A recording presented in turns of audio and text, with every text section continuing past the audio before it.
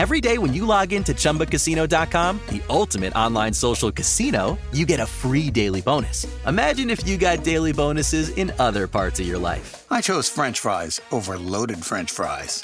I asked Stuart from accounting about his weekend, even though I don't care. I updated my operating system without having to call tech support. Collect your free daily bonus at ChumbaCasino.com now. And live the Chumba life. VGW Group. No purchase necessary. Void where prohibited by law. See terms and conditions. 18+. Hey, everybody, and welcome to Real Life Real Crime Daily for Wednesday, September 20th. And I'm Jim Chapman. And I'm Woody Overton. And I'm Mike Agovino. All right, and first up today, we're going to tell you about the canine that became a overnight sensation and hero after capturing Pennsylvania fugitive Danilo Cavalcante. Now, moments after law enforcement officials spotted convicted murderer Danilo Cavalcante's head peeking through the underbrush, they released a police dog who bit and subdued Cavalcante, leading to his apprehension nearly 2 weeks after he escaped prison. The dog, a 4-year-old Belgian Malinois named Yoda, was from one of two tactical teams that moved in on Cavalcante around 8 a.m. in a wooded Pennsylvania area, ending an intense manhunt that drew hundreds of law enforcement officials to the area. No shots were fired during the incident. Now, Yoda was a significant force in the takedown, preventing Cavalcante from using the stolen rifle in his possession that laid within arm's reach. That from Lieutenant Colonel George Bivens of the Pennsylvania State Police.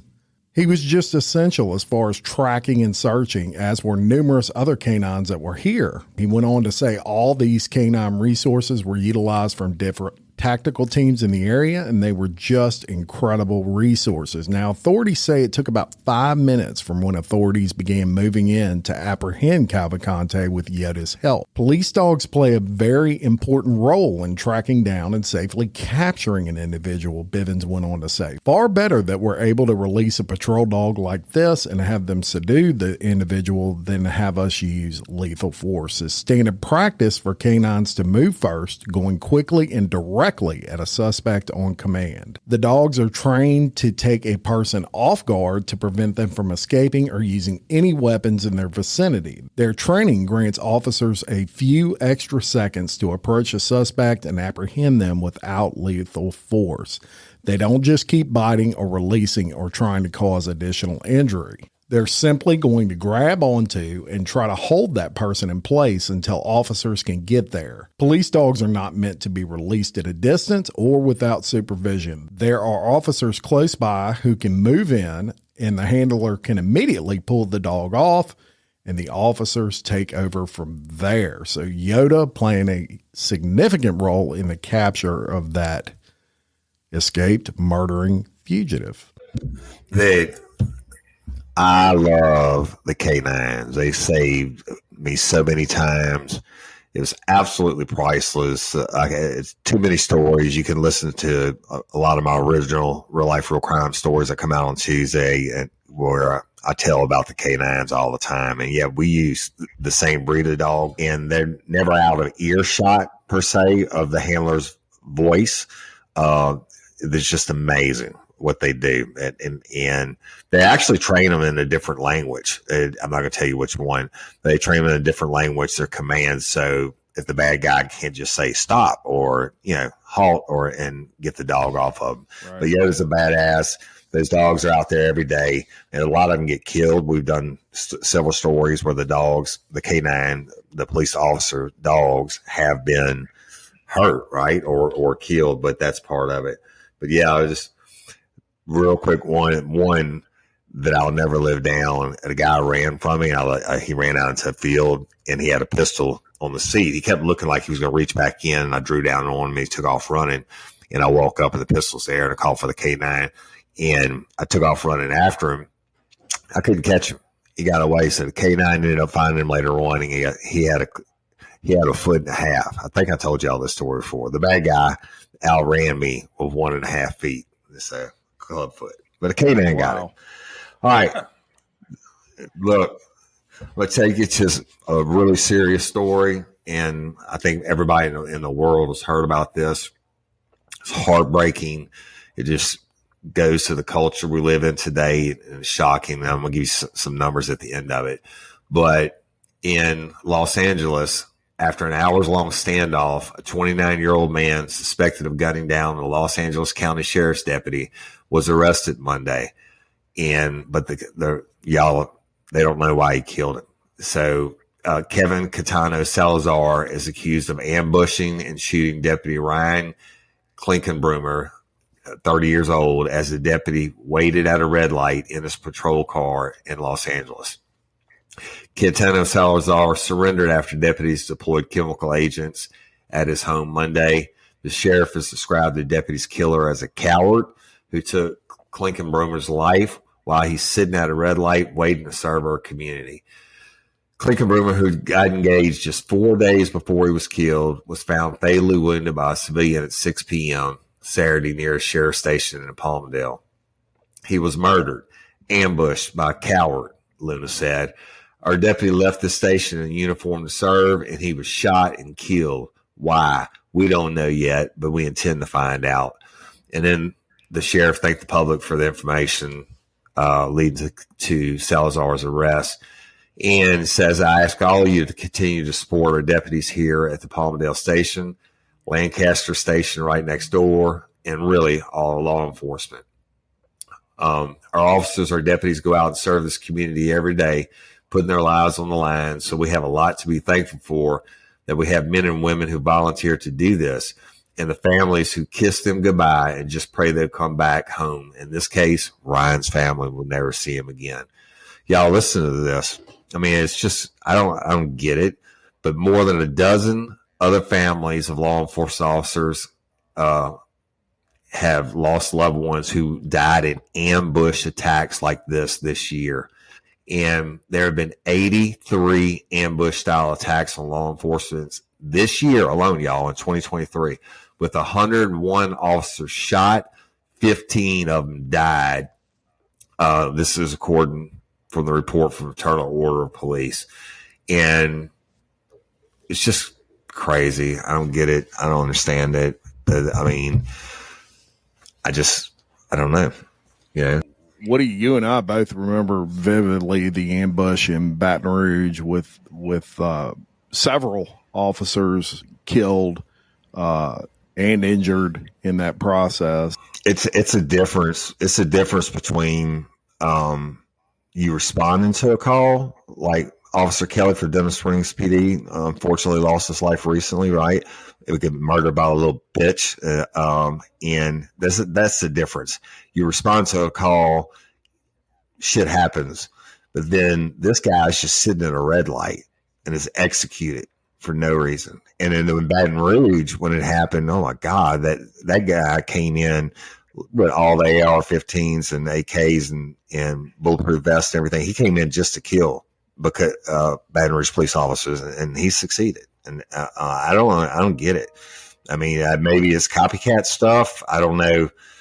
I don't know. Well, I know there's certainly not a direct link in this case to this, but I can't help but think that, 3, 4, 5 years now of media portrayals of law enforcement as bad guys and what's going on in some of these major cities with what is being tolerated in terms of crime. You have kids growing up, these 17-year-olds who were 15, 14, 13, when attitudes in America toward the police started to change, have grown up without respect for law enforcement. That's got to play into this to some degree. Yeah, well, I mean, I certainly think that does, but then people could say it's video games and lack of respect for law enforcement and whatever, gang initiations. And I really what it boils down to is a lack of respect for life. And it's just no sense. I mean, the authority thing, maybe they're making their names off of it. That's how they want to go out and be famous. But this guy in Los Angeles went out like a little bitch. They put tear gas in his house and he came out crying. Yeah, but he executed that deputy for no reason. Executed. But how are people on death row live for 28 years because all the appeals. These officers don't get a chance for an appeal. That's right. Well, let's lighten it up a little bit because I know that you guys are huge fashion fans and are going to want to hear this story. Fashion Week just wrapped up in New York last week, and as always, the biggest names in fashion and the biggest stars of the runway shined brightly. Jim's personal favorite, Gigi Hadid, was there along with her sister Bella. Kendall Jenner and Kaya Gerber also walked the runways, while brands like Chanel, Hermes, Versace, Armani, and the hottest new brand, Hefty. Where's the crime? Sorry to interrupt. Crime is coming. You ruined my flow there. Inquiring minds want to know. While brands like Chanel, Hermes, Versace, Armani, and Hefty by Fred Beyer showcased their newest designs. Are you guys familiar with Hefty by Fred Beyer? Negative. Well, Fred stole the show with his hot new designs. It happened at an event hosted by the social media agency Creators Inc., and the entire scene was captured in a viral TikTok showing a male model strutting the catwalk wearing what looked like a trash bag and a pink shower cap. Not one of the ultra-sophisticated dingbats in the audience seemed to bat an eye at the man walking the catwalk in the trash bag and pink shower cap. Several could be seen whispering in the ear of the person next to them, "Oh, how avant-garde, Sergio. I must have it." The model repeatedly looked behind him as he advanced across the catwalk because he was being chased by security. Suddenly, a security guard caught up to him and grabbed him and dragged him off the catwalk in a blink of an eye. It turns out that model was none other than 21-year-old Fred Beyer, who is a prolific pranker on YouTube with more than 300,000 subscribers to his YouTube channel. The Florida-born personality regularly shares videos of his antics on his channel as he pranks members of the public, the service industry, and even law enforcement. Not surprisingly, Beyer wasted no time documenting what happened on his YouTube channel. In a 13-minute video simply titled "Pranking Fashion Week," he showed what happened not just before, but after his infamous runway walk when he walked around various shows talking to the people. Seconds before Beyer hit the runway, Ye, the artist formerly known as Kanye West, was walking down the catwalk to his hit song All the Lights while wearing a blue sweatshirt that read "Jewish Lives Matter." Beyer walked onto the runway and while passing right by the Yeezy designer, shook his head and called him a Jew hater. Then, in never-before-seen footage, the security guard started laughing after he escorted Beyer out of the room. Congrats to Beyer for putting these snooty a-holes in their proper place. We'll post the video, and I'm told there are still some sizes left in stock if you guys are interested in a nice hefty bag and pink shower cap. Now that's on my to-do list. I would have totally done that. Kudos for him. Picture all these snooty A-listers wrapped around the catwalk in these, and this guy comes walking out in a freaking hefty bag and a shower cap, and they think it's a real fashion statement thing. He's a real model. Yeah.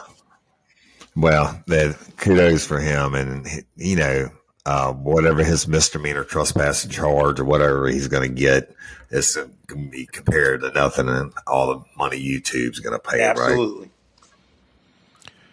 Right? All right. Well, Woody says this a lot, and that is you have good and bad in every profession. And unfortunately, that even includes the law enforcement profession. And two former East Cleveland, Ohio police officers were actually sentenced this week for stealing thousands of dollars from people they pulled over during traffic stops.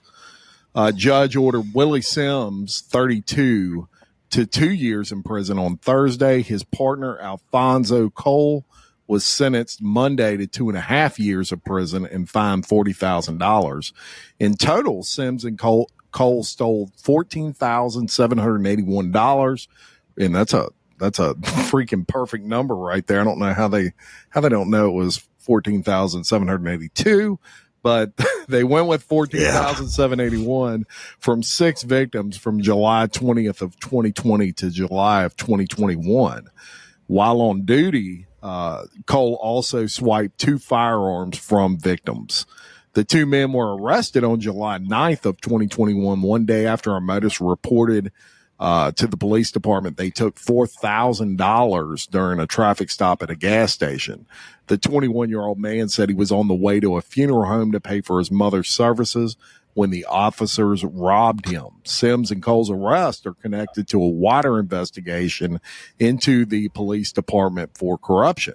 More than a dozen current and former officers have been charged with various crimes, including the former police chief, Scott Gardner, who is accused of fraud, theft, money laundering, and tampering with records. He has denied all these charges.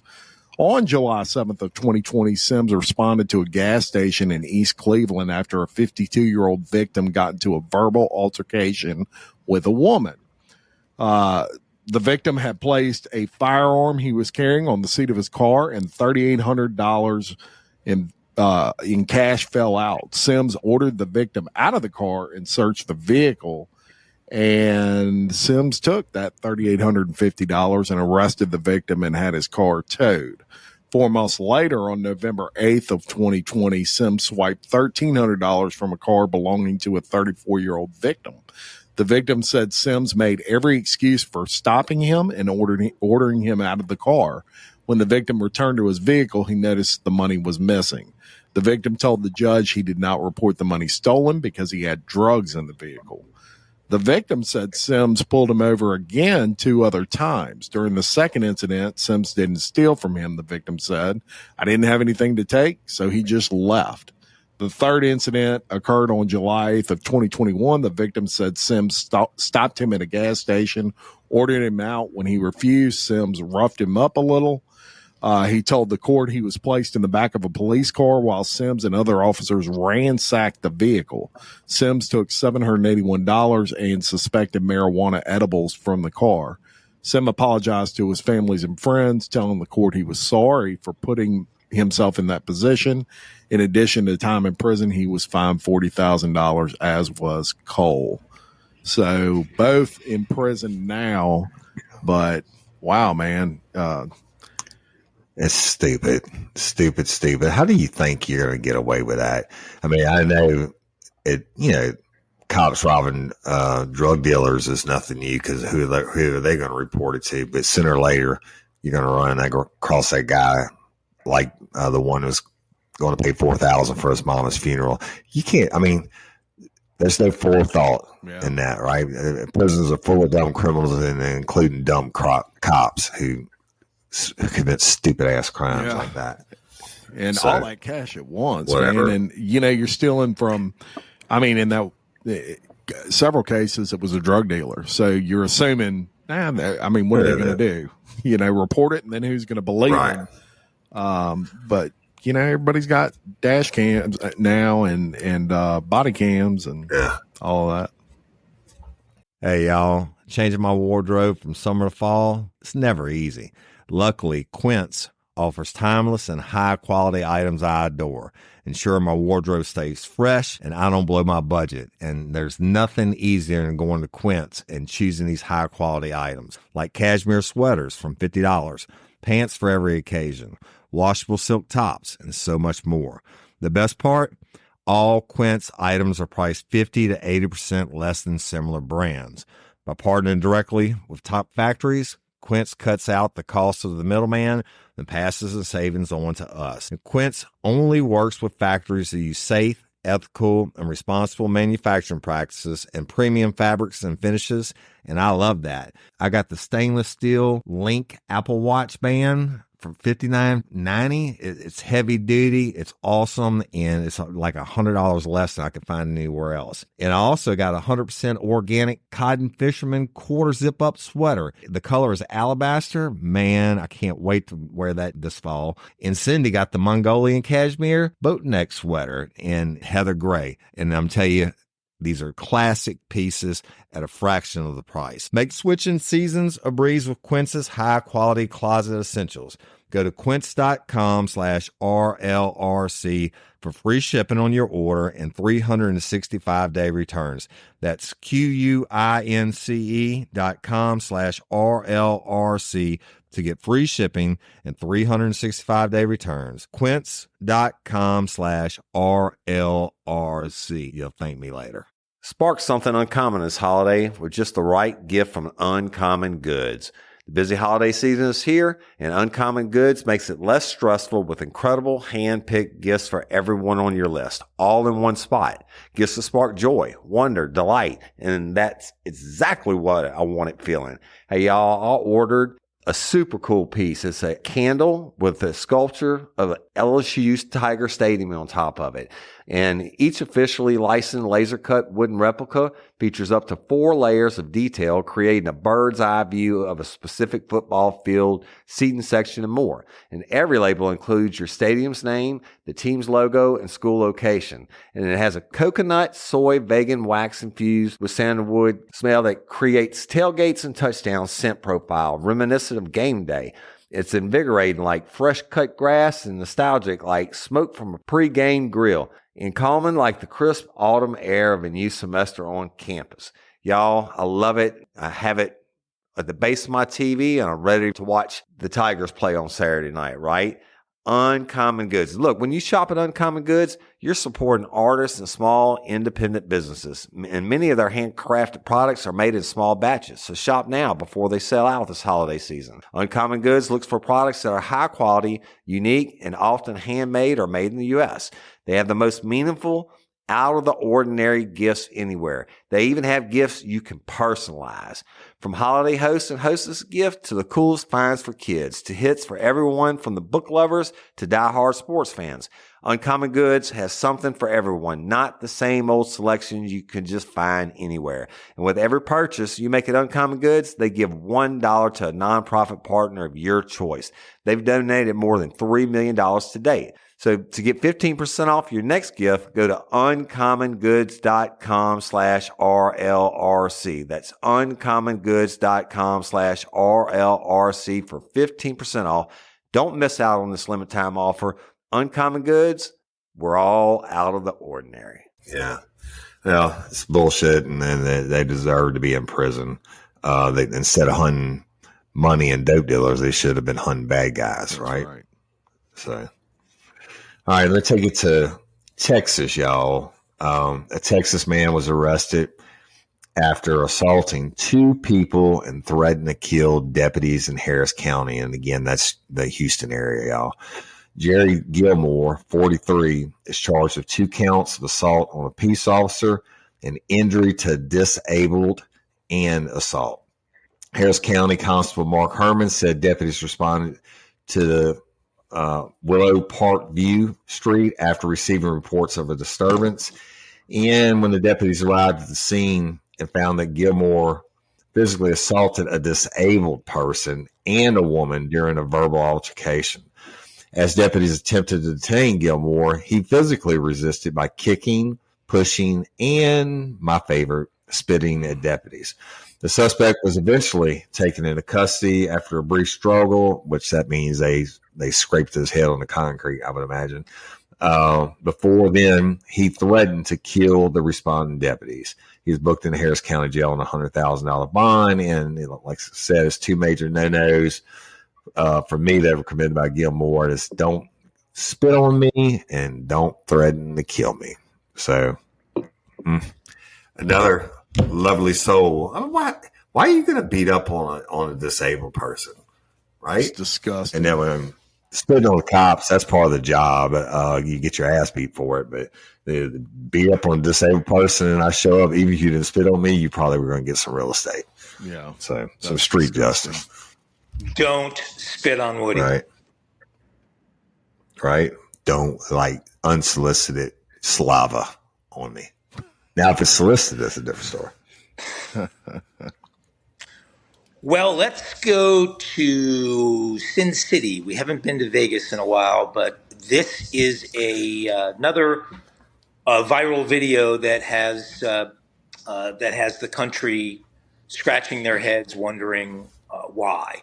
And this involves a retired California police chief who was deliberately mowed down and killed while riding his bike in Las Vegas by a laughing teenage driver whose pal, who's riding beside him, can be heard saying, "Yeah, hit his ass," in the viral video.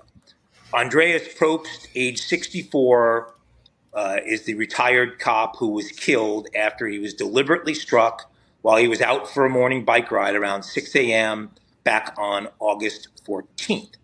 The unidentified 17-year-old driver of the Hyundai was arrested by police soon afterward.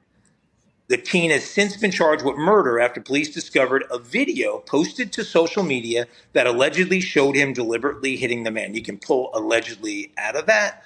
It's about the clearest video you'll ever see. This weekend, the shocking footage went viral online, showing the driver asking his pals, "Ready?" as the passenger films laughing. "Yeah, hit his ass," he tells the driver before plowing into the retiree. The disturbing clip begins with the passengers cursing at other cars as they speed by on the North Tenaya Way near West Centennial Parkway. The video shows the car approaching a man in red riding a bicycle on the side of the road from behind. With his friend's encouragement, the driver pulls into the bike lane behind the cyclist, honks his horn, and deliberately smashes directly into his back tire with a loud bang, sending the guy flying over the top of the car. The passenger films the man lying helplessly on the side of the road behind the vehicle. "Damn, that N-word got knocked out," the passenger said as the driver could be heard stepping on the gas. Probst was taken to University Medical Center where he was pronounced dead. It's not clear if the passenger who filmed the killing has been charged with any crime. I do not believe they have him in custody yet, so I don't know how he could have been charged with a crime. The 17-year-old was arrested that same day, as I said, on suspicion of hit and run. He was later charged with murder because of the video, though the date the charges were set was not clear. The former cop had moved to Las Vegas after he retired as the police chief in Bell, California, back in 2009. And a memorial service was held for Probst, who spent 35 years in law enforcement. He was honestly like a ray of sunshine, Taylor Probst said of her father, that just bled through your life. He was an amazing man, a husband. Probst's wife, Crystal, added a father and a brother. Another just senseless. They didn't know. Crazy. It doesn't appear they had any knowledge of him having been a police officer. But this was just a joyride turned into a joy murder. Stupid. Yeah, and Stupid. You know, the cops, just real quick, cops have like the worst mortality rate after you retire. It just seems like I don't know what the statistics are, but like you retire, you're dead within a couple of years, most of them. Unfortunately, this wasn't health related. It's just some assholes. Yeah, and we just reported, I mean, on our last episode about the guy in California that drove around and mowed over 3 cyclists, just a few streets apart from each other. So it's not even safe to ride a bike anymore. No, so I ride mine in a park. It's crazy, man.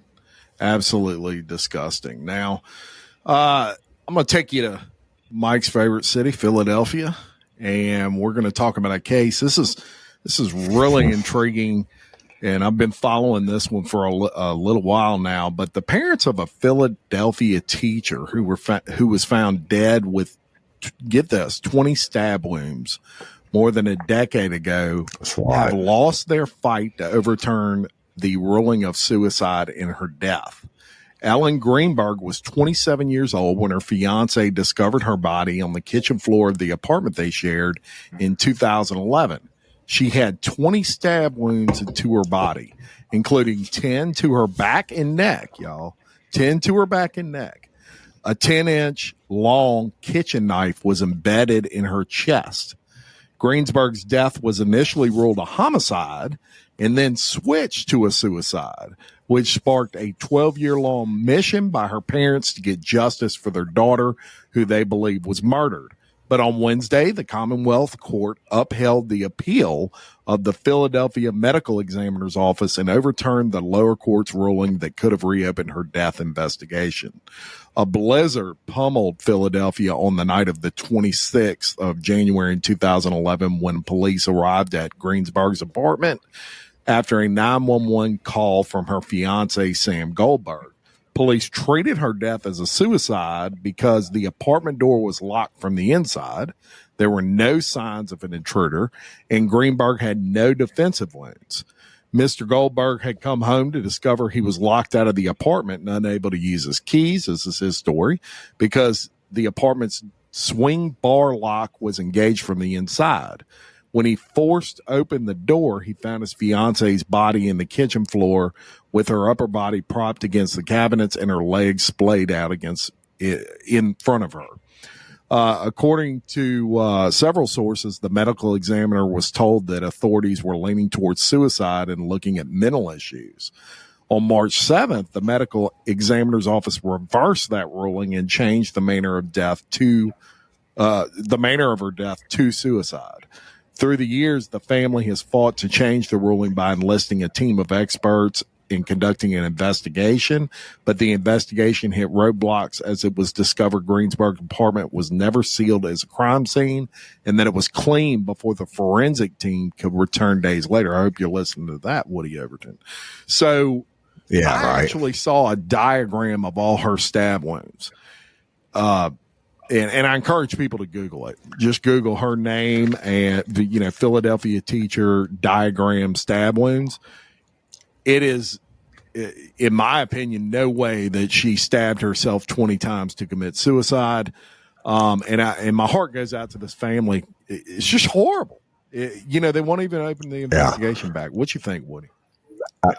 I've had this case sent to me so many times over the last 6 years or 5 years. The Real Life, Real Crime original. People wanted me to look at it.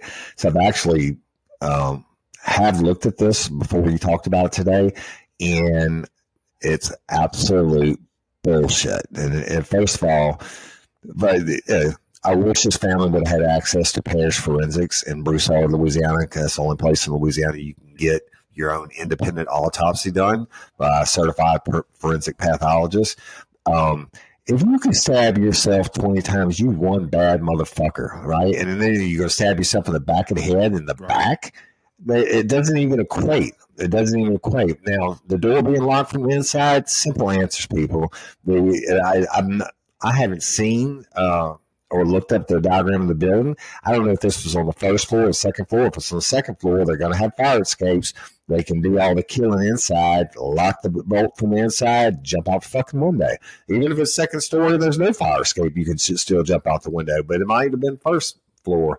They fucked this up. And so if it hadn't been done, and I haven't researched that far, somebody needs to put a documentary on and burn their ass to the ground. I believe, but this is bullshit. And this family is a teacher.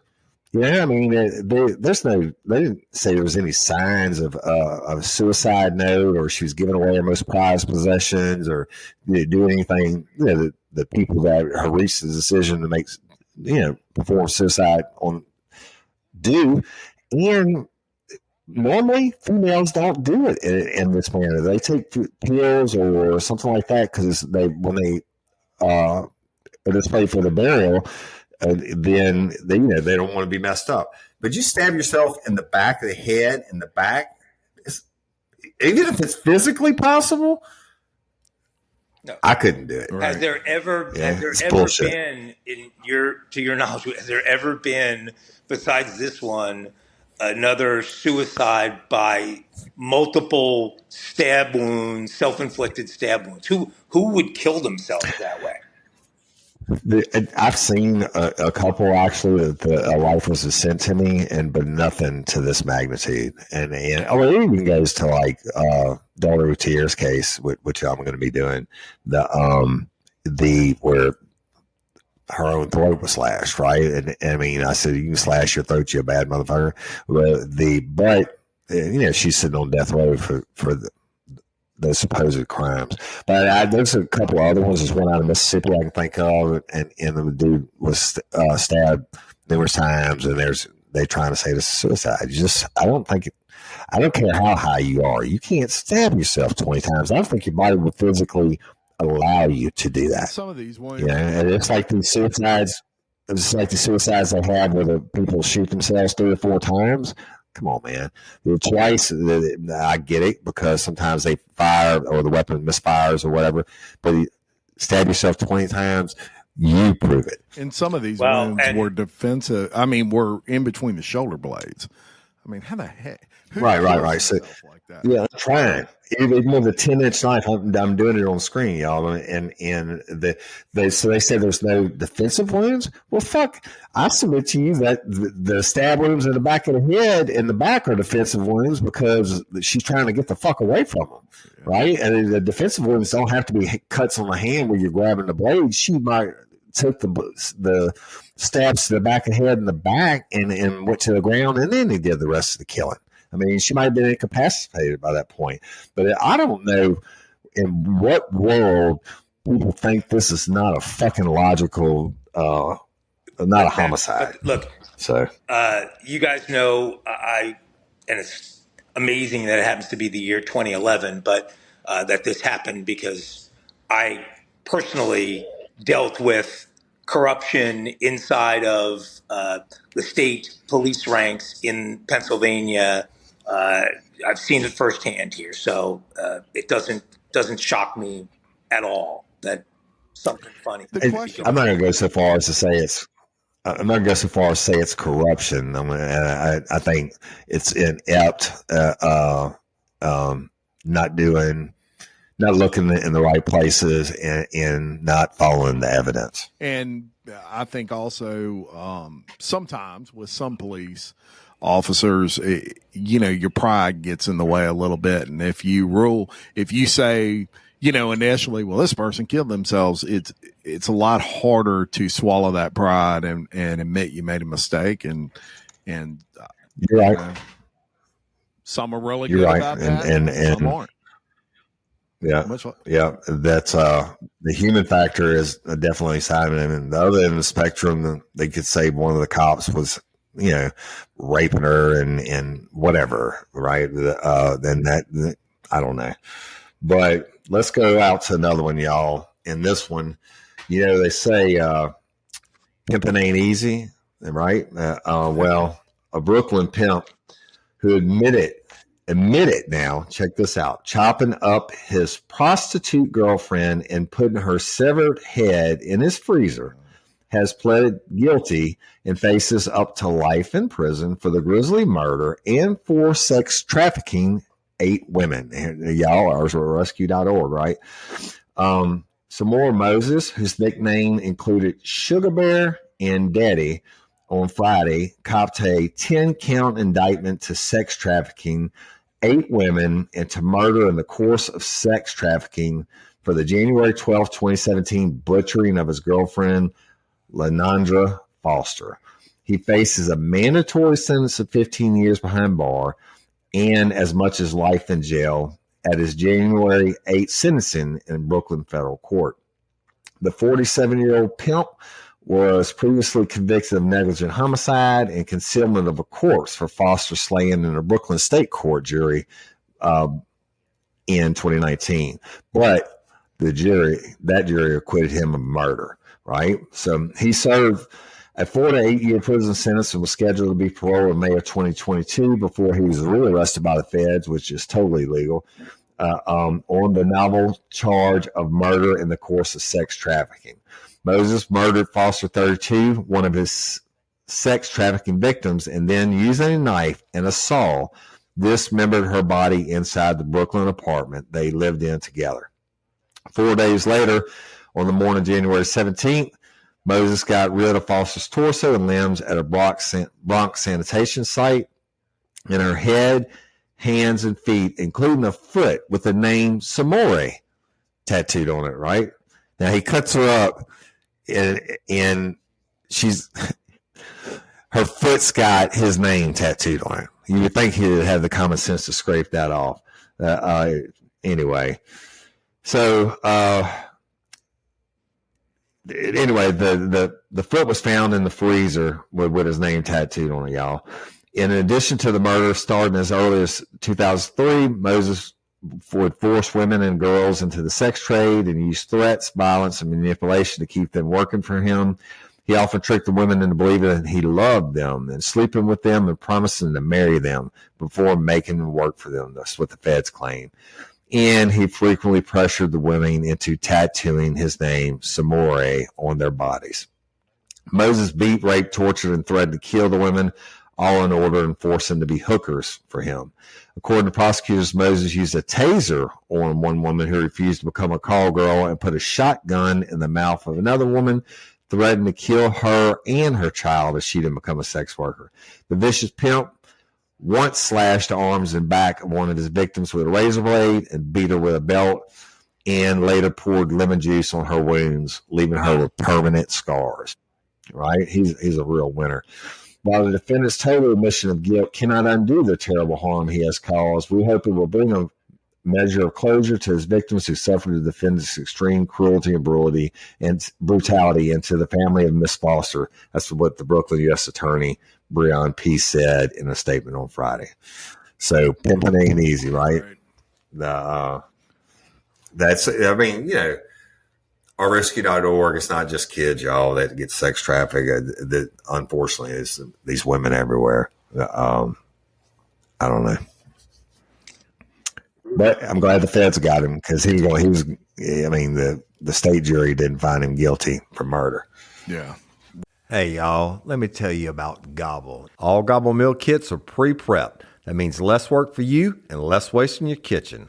Their meal kits include everything you need so you can save time at the store or just skip that trip entirely. I got the box in and I had 3 different meals. I had a Kung Pao chicken, crispy fish tacos, and a beef bourguignon, however you say it. But let me tell you about the classic beef bourguignon. Look, it came with beef pot roast and a beef broth concentrate, red wine demi-glaze, cremini mushrooms, cipollone onions, mashed potatoes, baby carrots, and rosemary thyme butter. It was so easy to make. Literally like 15 minutes it took Cindy. And let me tell you something, and all the dishes were fire, but this thing was like a taste explosion in my mouth. It's just unreal. We've got to spend more time together and more time doing the things we love, because everything came in this one single box right to my door. So see what a difference Gobble will make for your household. Right now, they're offering my listeners a fantastic limited time deal. You get $120 off across 4 boxes, plus free shipping and free cookies. And let me tell you, those cookies, I ate one that was sin baked and it was delicious. Go to gobble.com/reallife. That's GOBBLE.com/real-life for $120 off your first 4 boxes. This offer is not available on the home site, so don't miss out. This is genius. It's taste explosions in your mouth like you never had. Hey ladies, are you feeling overwhelmed by hormonal changes?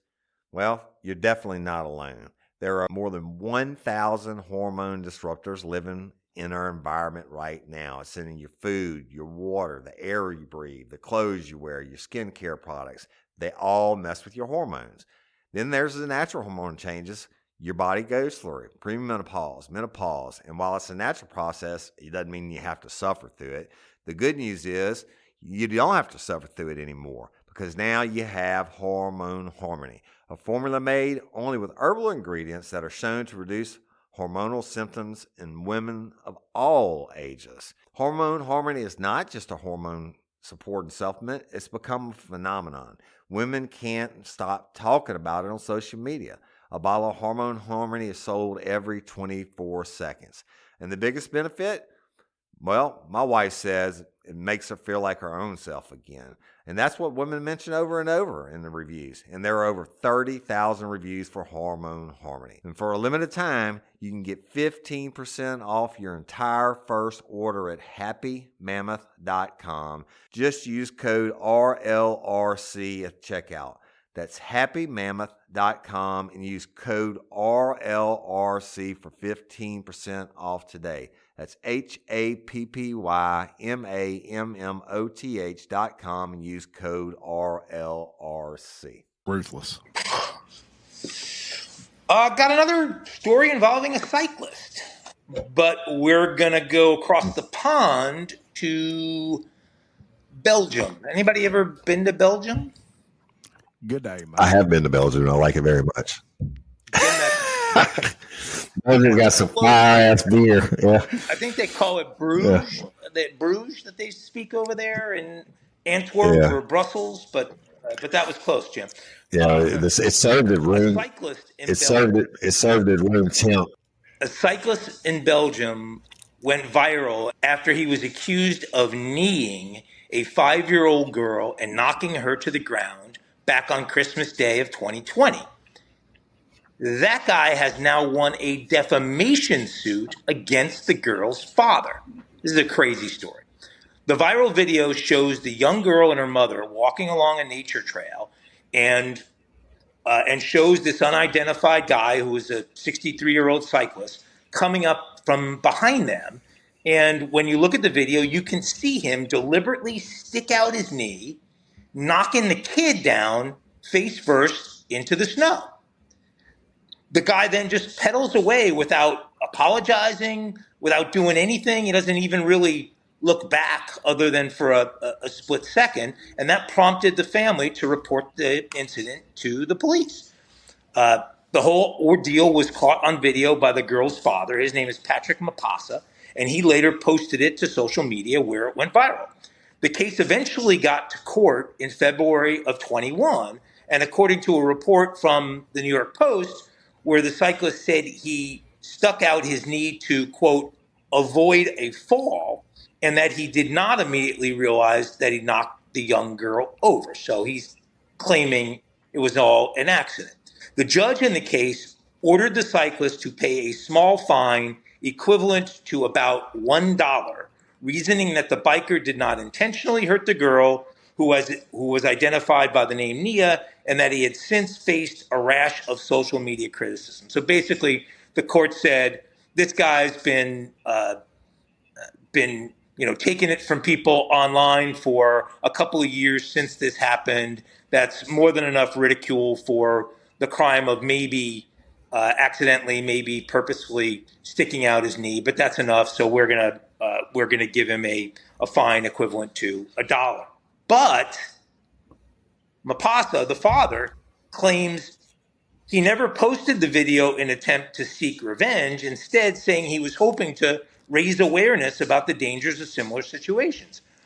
I also don't want a witch hunt. I want him to apologize, he wrote back in December of 2020. The cyclist eventually filed this defamation lawsuit against the family and won, with a judge in the city of Verviers set to decide how much he will receive from the suit this coming April. So this guy, and I think if 100 people watch this video, 98 would say he kneed this girl intentionally.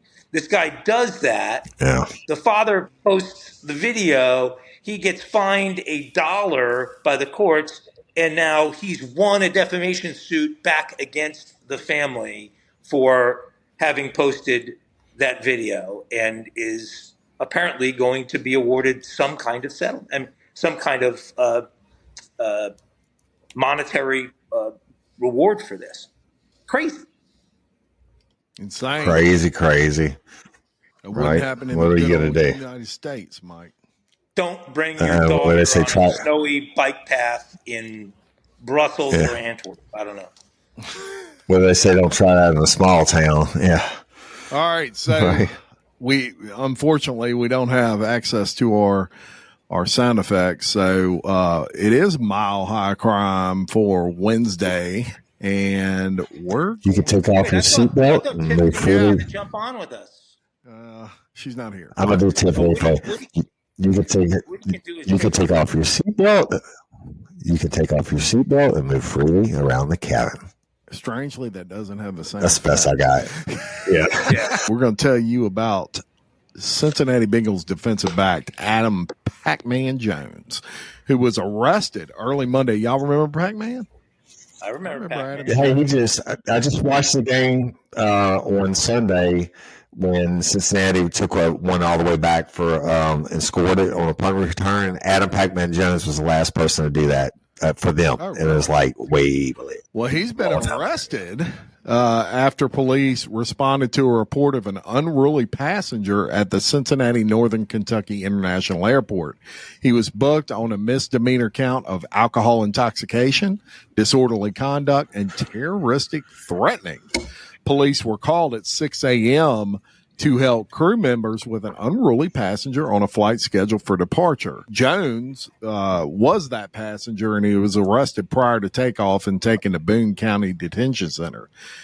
Details about his arrest haven't really, been immediately released. They're trickling out there. But Jones, his side of the story is, after he was released, he said that he was asked to be moved to another seat because the phone charger for the 2 seats he had purchased wasn't working, and was told they would have to turn the plane around. He vehemently denies being intoxicated and also rejected the terroristic threat allegation. "I'm hurt. This is embarrassing," Jones said while leaving jail. For those who may not be super familiar with him, he played college football at West Virginia. He was a first-round draft pick by the Titans in 2005, and he had a 12-year tenure in the NFL, but a lot of suspensions, a lot of off-the-field stuff, and it seems like he just continues to get in trouble. Now, this issue at the airport, all over Chargers. Powered chargers. Stupid. I mean, good Lord, man. But don't you know he's Pac-Man Jones, man? He got to get his seat charger, right? Yeah. Well, I got to take Pac-Man's side on this thing, though. There's nothing more frustrating than either having to wait on a flight at a gate where nothing works when you're trying to charge a device, or getting on a plane where the outlets don't work. And so if you've got a long flight and you were low on battery power, now you're screwed because the airline and the airport didn't, You're right. But now they have those portable chargers, the battery packs that you can get at the little kiosk for $600, and you can use those.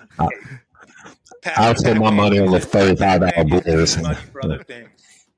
Yeah, you're right. Yeah. Anything about flying sucks. Let's just go on the record and say that, right? Unless you're like Mike and you got a G7. Yeah. So that's right. There's your mile high. That's your mile high. Now we're gonna do some kinky crimes for Wednesday. So I'm gonna say, oh yeah. Right? Oh yeah. Kinky crimes. Kinky crimes for Wednesday. Hey y'all, you know what?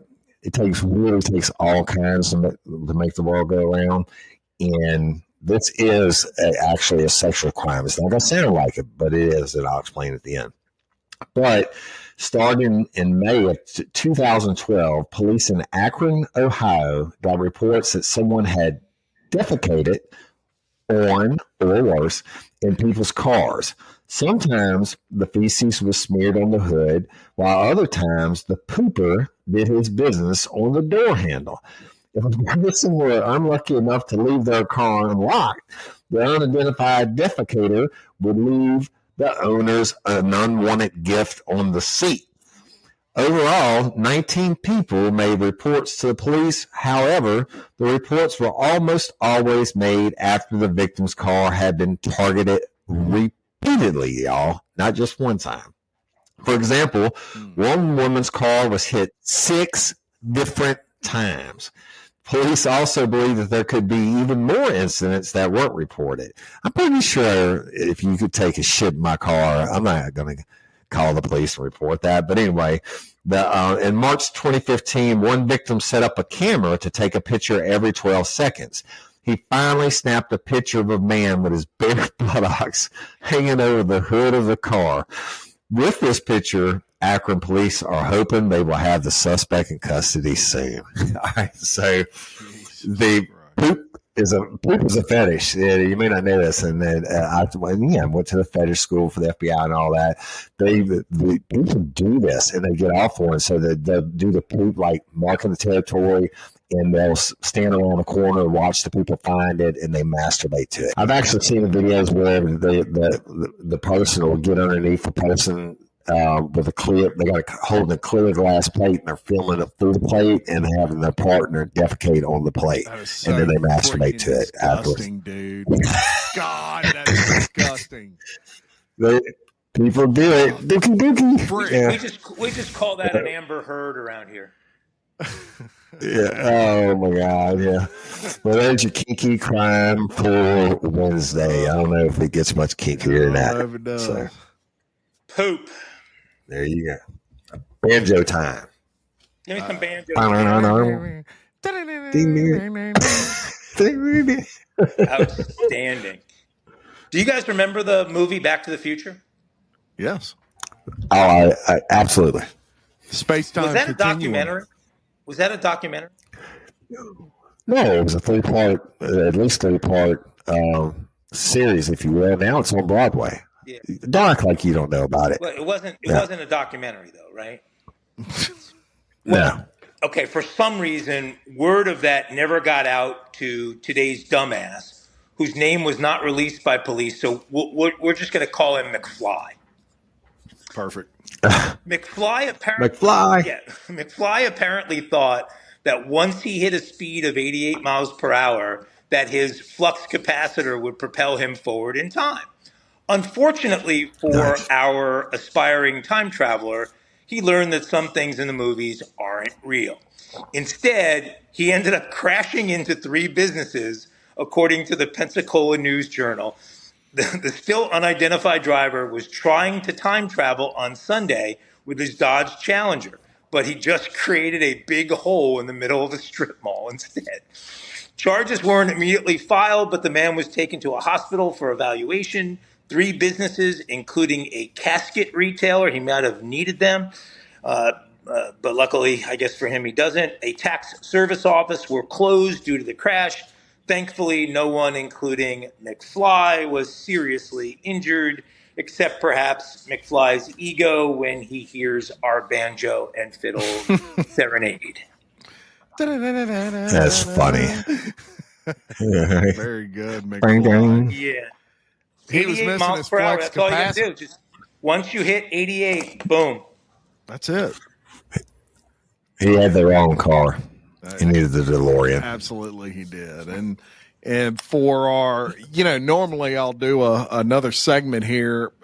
This could kind of be a segment, but I'm going to read you something and shout out to Lori Johnson, who is a proud gymtastic. Love Lori Johnson. Yes. Shout out to Lori Johnson. I hate it. And to my doppelganger. Yeah. Tell her I'm tired of carrying her husband around the golf course. Yeah. Josh is a badass. Yeah. I'm thinking about taking him to the boat to play in a $50,000 tournament. Yeah. He'll be all about it. She sent me this story and it was actually from a Facebook post, but it speaks to the human trafficking issue, child trafficking issue. And I just want to read it real quick. And this is a post. I'm not going to read the lady's name, but it says, I want to warn parents and young girls that human trafficking is very real in Baton Rouge. And she lists her daughters, and we're just coming out of Racetrack, which is a gas station in Baton Rouge, by 2 gentlemen driving a gray Nissan Maxima with a teal blue license plate. They were trying to get them to smell perfume samples.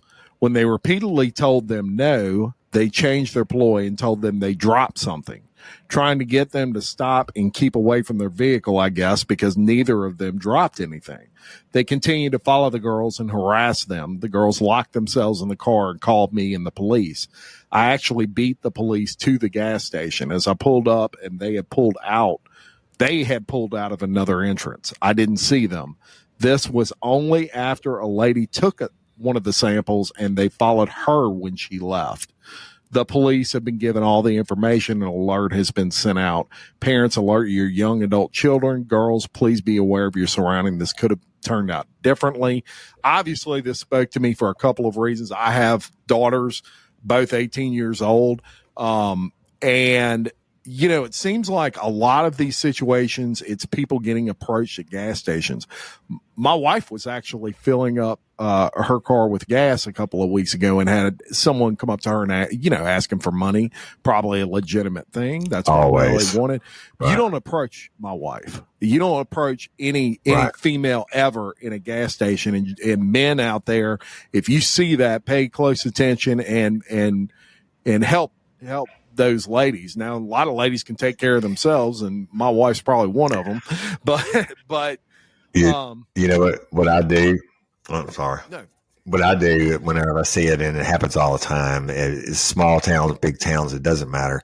Maybe your panhandlers, whatever you want to call it. I'm not knocking their situation, but they do this, and they serial do it especially to females, etc. When I see them doing it, I'll walk up and say, hey, state police detective. And they say, yes, Sarge. They turn around and they haul ass, right? And even though I'm not anymore, I just say, all I got to say is, hey, I'm a cop, and then they're jet. Yeah. Just, be aware, not afraid, and just don't take any shit from anybody, right? Exactly. Yeah, be firm. If they approach you, just tell them get away. Get away and say it firmly.